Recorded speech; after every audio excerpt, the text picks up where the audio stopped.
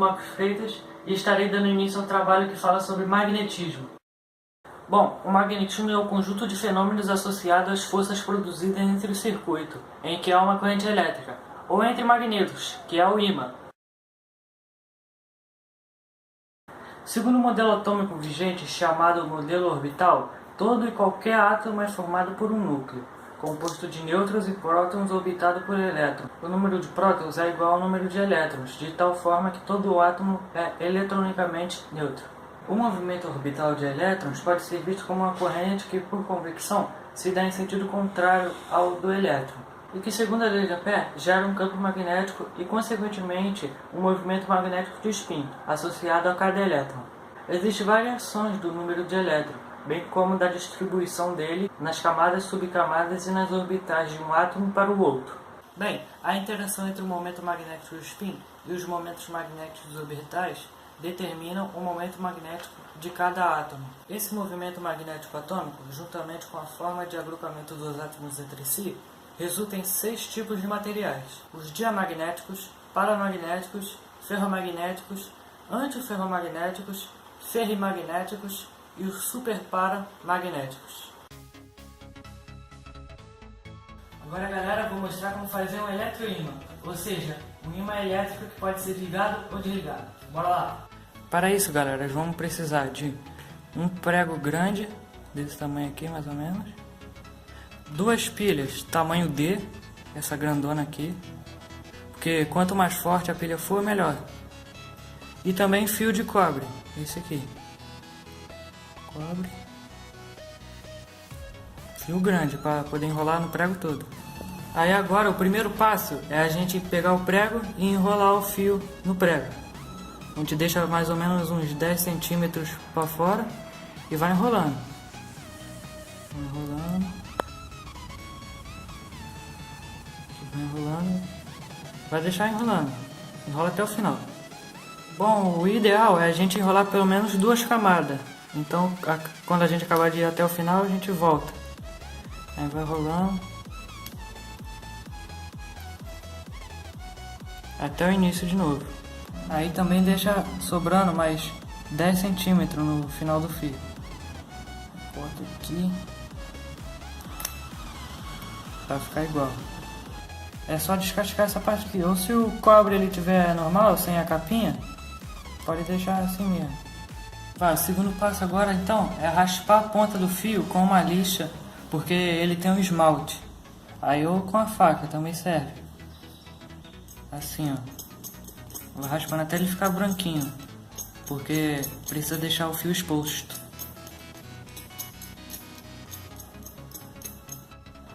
Bom, galera, agora que já está tudo montadinho, já raspei o fio. Vamos pegar a pilha e botar uma parte embaixo e a outra aqui em cima. Só que espera aí. Vou pegar aqui uns preguinhos aqui para fazer o teste e ver se o ímã está funcionando. Aí bota essa parte aqui em cima. Cuidado para não esquentar muito, tá? Aí vamos ver, olha lá, ó. Puxando, ó. Funcionou. Esse é o básico, já está pronto. Agora eu vou demonstrar uma maneira de fazer com o interruptor, para não ter que ficar botando o cobre aqui toda hora e correr o risco de se queimar. Valeu! Então, galera, voltei aqui com o eletroímã. Agora estou com o interruptor. Fica bem mais fácil de puxar e também não queima na bateria. Vamos lá, vamos testar aqui. Tá desligado, ó. Aí eu vou ligar,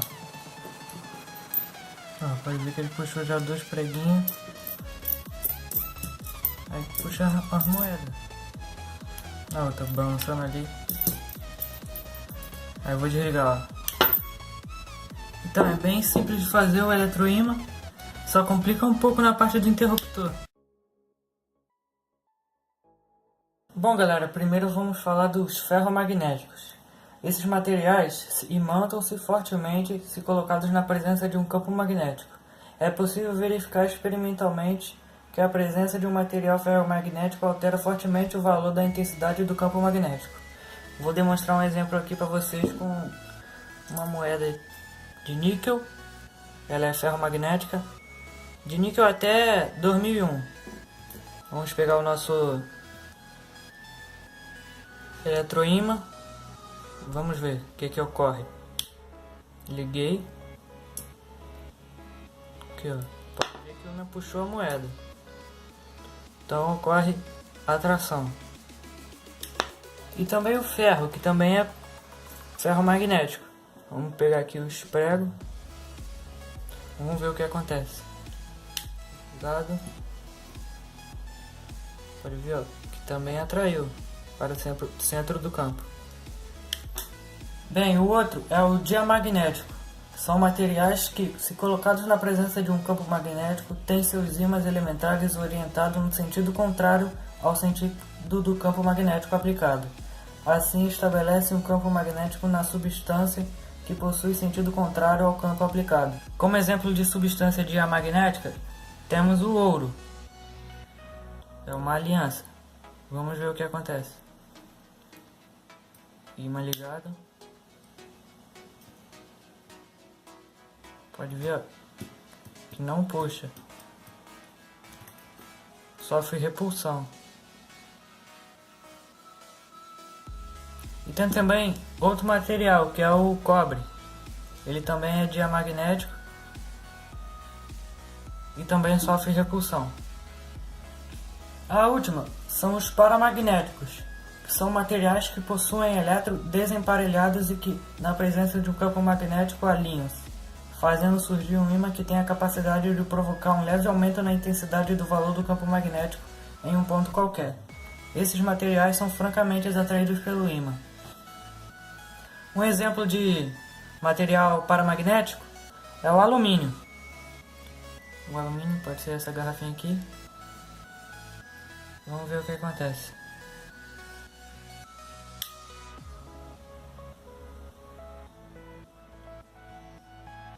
Pode observar que não ocorre nada. Nada é observado, porque eles são fracamente atraídos pelo ímã. Ou seja, nem repulsão nem atração, nada. Tem também o mais simples, é o papel de alumínio. Vamos testar aqui. Viu? Nada é observado. Aqui podemos observar os materiais que a gente usou. Então vamos fazer esse pequeno exercíciozinho aqui. Bom, o níquel, que foi a moeda, o que aconteceu? Ele ocorreu atração ou repulsão ou nada foi observado? Ele ocorreu atração. E ele também é uma substância ferromagnética. O cobre, que a gente utilizou aqui, ele é uma substância diamagnética e ocorreu repulsão. O ouro, que também é uma substância diamagnética, acontece a mesma coisa que aconteceu no cobre. Ocorre repulsão e é diamagnético. O ferro, que foi o prego que a gente usou, é uma substância ferromagnética e ocorre atração, porque ele é puxado para o centro do campo. O alumínio, por último, que nós usamos foi a garrafinha de alumínio ou o alumínio normal. Ele é uma substância paramagnética e, como podemos ver, nada foi observado.